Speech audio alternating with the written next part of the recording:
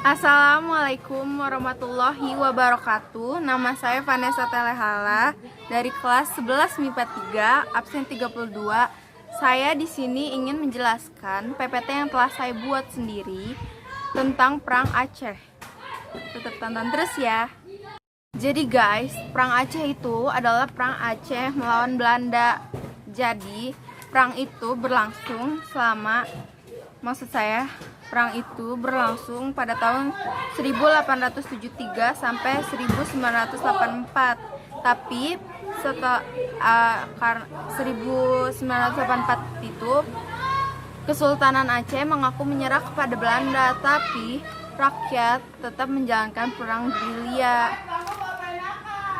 Pada tanggal 26 Maret 1813, Johan Herman Handolf atau Kohler itu mulai menyatakan perang kepada Aceh dengan menembakkan meriam dan menguasai Masjid Baitur Rahman.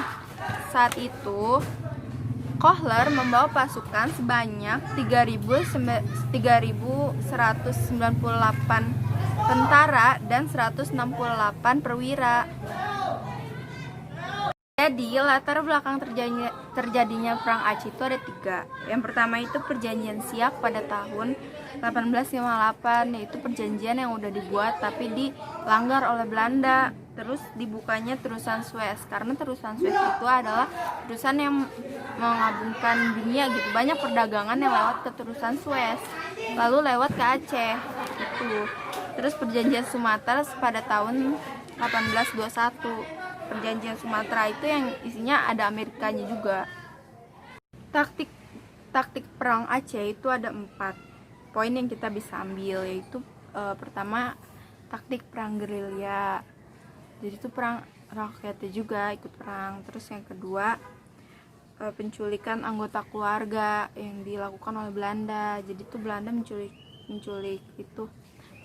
anggota keluarga dari tokoh perang gerilya itu. Terus membunuh rakyat Aceh. Jadi si Belanda ini nyerang dengan membunuh rakyatnya dari si Aceh. Terus yang terakhir itu menangkap Cuk Nyaddin. Jadi ada perang Aceh. Perang pertama itu pada tahun 1879 sampai 1874. Aceh melawan Kohler. Saat itu Aceh dipimpin oleh Panglima Polim dan Sultan Muhammad Shah.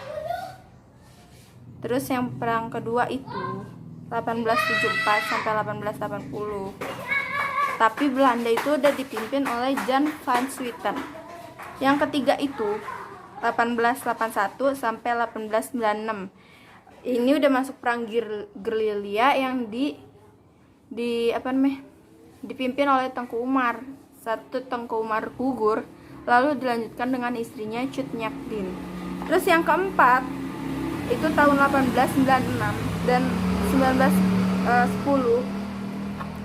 Ini sama perang gerilya juga, tapi udah titik darah penghabisan gitu. Jadi pilihan mereka saat itu merdeka atau mati. Jadi mereka daripada kita belum merdeka tapi ngasih ke Belanda merdeka, mending kita yang mati, kayak gitu pada periode keempat. Yang terakhir itu ada pun tokoh-tokoh yang terlibat dalam perang Aceh. Yang pertama Cut Nyaddin, Cut Mutia, Tengku Cikditiro, Tengku Umar, Muhammad Hasan, Tengkunya Arif, dan Iskandar Muda.